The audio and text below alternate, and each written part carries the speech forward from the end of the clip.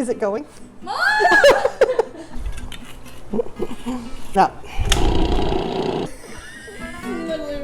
Boozy Chef's Bourbon Peanut Butter Bacon Burger. Oh, I forgot to put the bacon on it.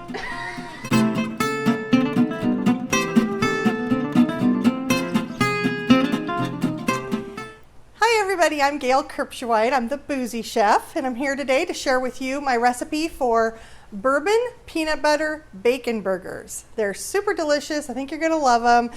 Really popular with my catering customers, so that's why I'm sharing it with you today. So we're gonna start out with bacon, and it's frozen. And it is frozen because we're gonna marry this with the ground beef, and we're gonna make it all into one nice texture.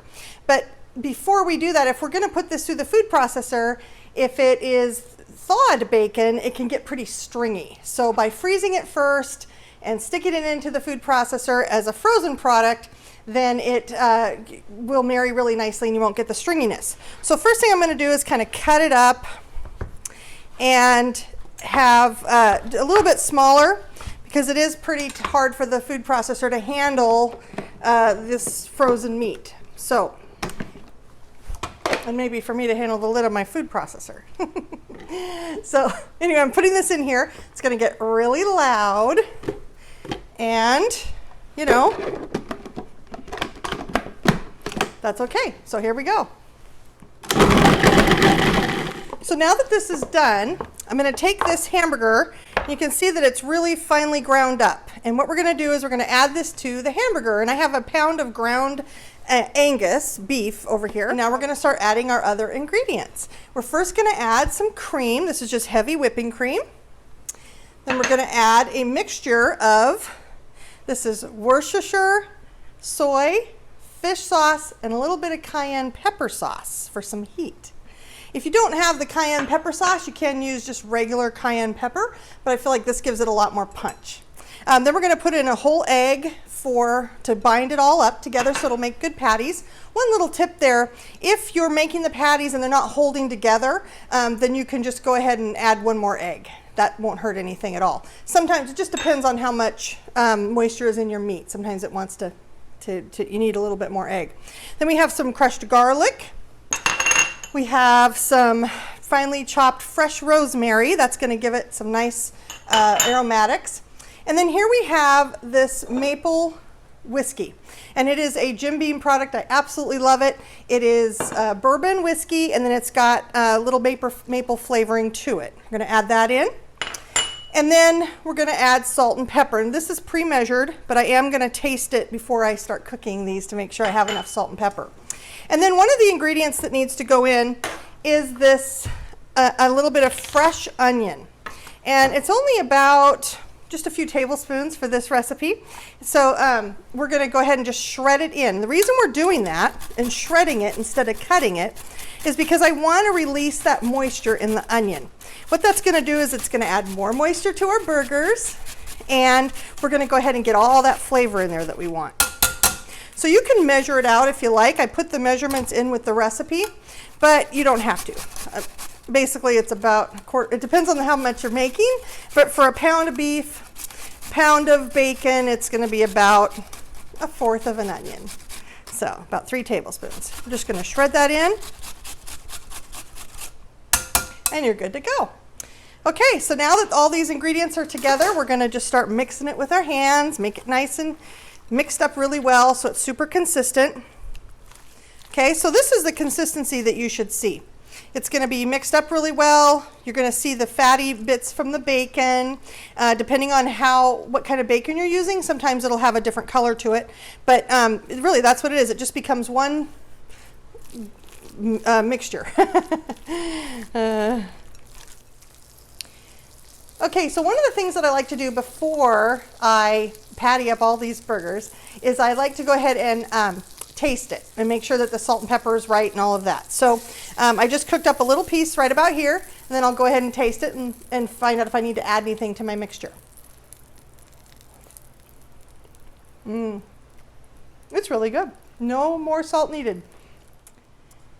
Okay, so now we're going to go ahead and make the patties. And this is the part that really makes these burgers delicious. We're gonna go ahead and flatten them out, and then you're gonna stick an indentation in the middle, a big old thumbprint. You're gonna make it pretty thin right in the middle of the patty. And what that's gonna do is it's gonna allow the outside meat to cook without overcooking the middle of the meat. And that way you can get to a nice safe temperature without overcooking it and getting a dried out burger. So it's really a really cool trick. It works every time. Sometimes when you do a nice job of thinning out that center, even after you cook the burgers, they're gonna seize up a bit and come together. So you won't always see that indentation in the finished product, but it will make a really good burger. So I'm just gonna go ahead and finish pattying these up, and then we'll finish. Get them on the grill. Okay, so now we have got the meat grill marked, and I finished it in the oven, and now it is resting. And you want to let your meat rest for about 5 to 10 minutes to make sure all the juices solidify and you don't have them all run out of your burger patty as soon as you cut into the meat. So about 5 to 10 minutes is a good way to do that. That's plenty of time to make this very easy sauce. So it starts out, I've added the peanut butter, a little heavy cream, and the green jalapeno jelly, one of my favorite ingredients. And now we're adding in the rest of the ingredients. I have more of that maple flavored Jim Beam. And then I have just a pinch of maple syrup. I'm gonna get all that in there. And then all we're doing is just mixing it together. So this sauce is coming together really nicely. I'm gonna go ahead and taste it. It's got a nice silky feel to it. That's important. If the peanut butter is too thick, so if the mixture becomes too thick, you want to add a little more cream or a little more whiskey to it, because otherwise it will taste it'll be too thick on the palate and it won't taste good with your burger. So it needs to be really soft and kind of silky. It's really good. I love that jalapeno jelly in there. So what we're going to do now is we're going to take some of this and put it on the burger, and then we're going to assemble our final burger for service. So you take your bun, put the burger on it, or put the burger on the bun, and then you're going to put just about a tablespoon or so of this sauce right on top of the burger. And it's important that you put the sauce on the meat and just don't stick it on the bread or something, because what it's going to do is it's kind of going to melt down in there into the meat. And it's okay to do it even if the meat's a little bit warm. It's just as long as you get a nice generous amount on there. And then you go ahead and put the rest of your toppings on. So my family always wants cheese. And a little bit of lettuce, a little tomato, some red onion, and of course a little extra bacon to give it some punch and some texture, crispy bacon. And then you top it off with your bun.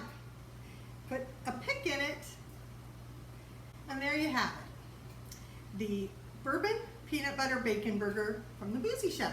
I hope you enjoy, and cheers.